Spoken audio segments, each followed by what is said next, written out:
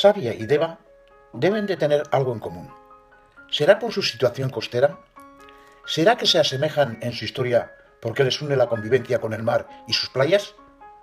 Sus coincidencias artísticas por ese amor al arte, y en especial a la melodía y la música coral, es evidente.